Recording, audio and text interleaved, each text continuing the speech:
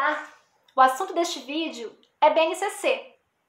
Vamos falar mais especificamente como se organiza a BNCC em língua portuguesa, anos finais da educação básica. Espero que vocês gostem do vídeo e consigam compreender melhor o funcionamento do documento.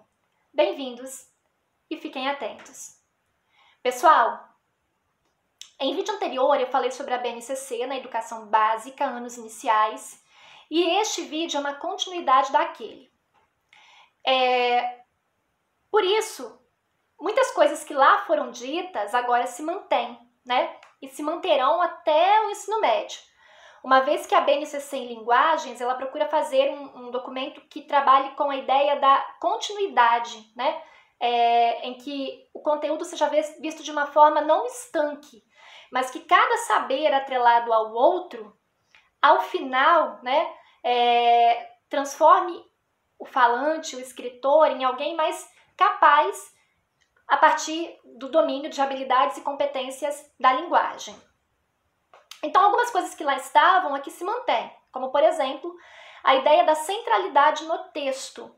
O trabalho com linguagens, isso desde os PCNs, né, se mantém na ideia de que a língua, ela se materializa por meio do texto. E o texto, ele carrega consigo um discurso. Então, trabalha-se a partir da educação básica, anos iniciais, mas se continua a fazer aqui, né, um trabalho a partir do enunciado, organizado em textos, na ideia de que o texto materializa um discurso, que ele é produzido em determinado contexto por isso, né? Então, o texto, ele continua como o grande motor central do trabalho com língua portuguesa. Mas, diferenciando-se dos PCNs, a BNCC, ela se contextualiza aos tempos atuais. Então, se há 20 anos a ideia dos textos digitais não era uma emergência, agora eles se fazem naturalizados, né, nas novas gerações.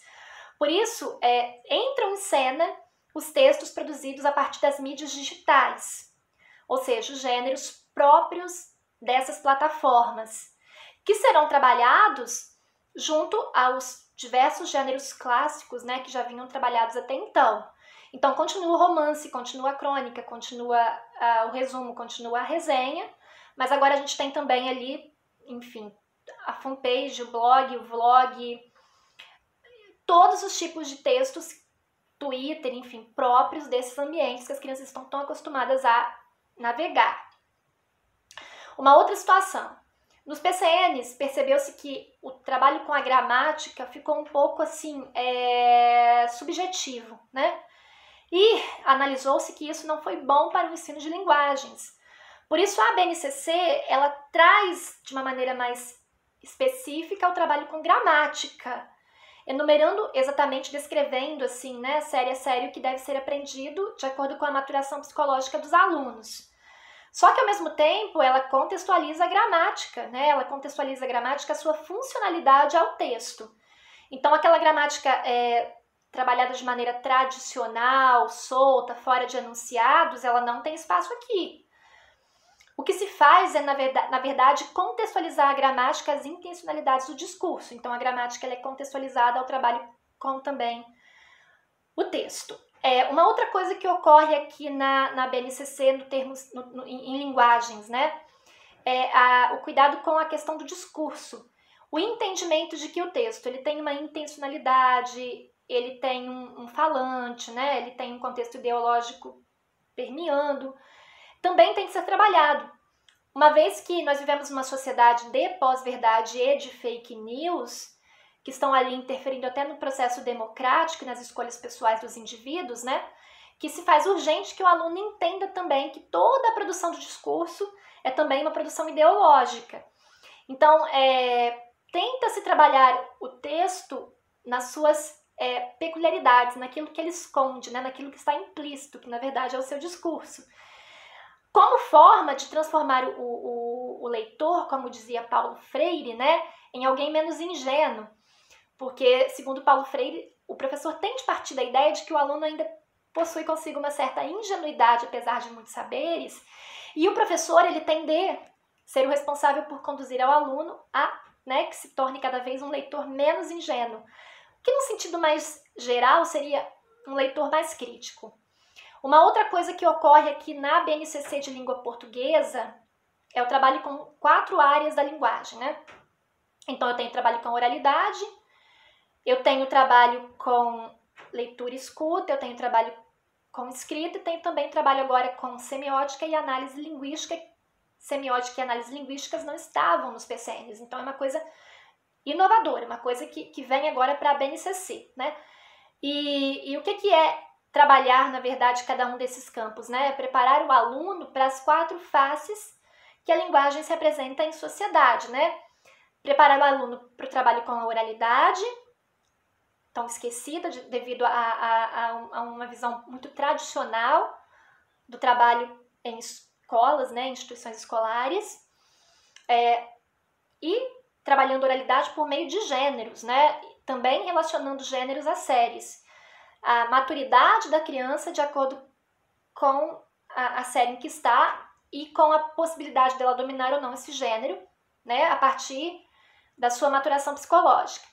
A questão da leitura e escrita, sempre no sentido dialógico, né, no sentido de que a leitura e a escrita elas preparam o aluno para o uso em sociedade daquilo que escrevem ou que leem, né? Então eu trabalho com gêneros textuais. E a semiótica e análise linguística trabalhando bastante a questão da gramática e a sua funcionalidade, mas a semiótica também trazendo para a língua portuguesa a ideia de que os textos não ocorrem apenas por linguagem verbal, mas também por linguagem não verbal. Então é a possibilidade da leitura, né, de quadros, de pinturas, enfim, de filmes, né? É a palavra é a linguagem extrapolando a palavra, né? E conseguindo se comunicar por meio de outros signos e significantes. Também aqui na BNCC de língua portuguesa anos finais, da educação básica, nós temos a ideia da diagramação, né? Do entendimento de que os gêneros textuais não se fazem só com palavras, mas se fazem também a partir de uma certa organização diagramal. Então, entender como que um teatro se organiza como texto, como uma resenha se organiza como texto, como uma música se organiza como texto, né? E também entender como que nos meios digitais essa diagramação ocorre. Toda essa situação que aqui exponho, ela é trabalhada por meio de competências e habilidades, né? Sendo que habilidades, a junção de muitas habilidades formam alguém competente e a ausência de muitas habilidades impedem que a competência se materialize, né? No sentido de que, até exemplificando aqui novamente, como já fiz no vídeo lá anterior da educação básica, anos iniciais, para eu me tornar uma cozinheira em um restaurante, não basta eu apenas saber fritar ovos ou cozinhar um arroz, né? Eu preciso saber várias habilidades para me tornar competente para tal. Caso eu queira ser uma cozinheira na minha casa, eu preciso de menos habilidades do que eu precisaria para me tornar, né, um chefe no restaurante. Mas eu ainda assim precisaria mais habilidades do que simplesmente fritar um ovo. E a BNCC é assim. Para que alguém se torne hábil no uso da linguagem, né, ele tem de ter inúmeras habilidades para então ser competente na fala, na escrita, na oralidade, na interpretação, no uso da língua em geral.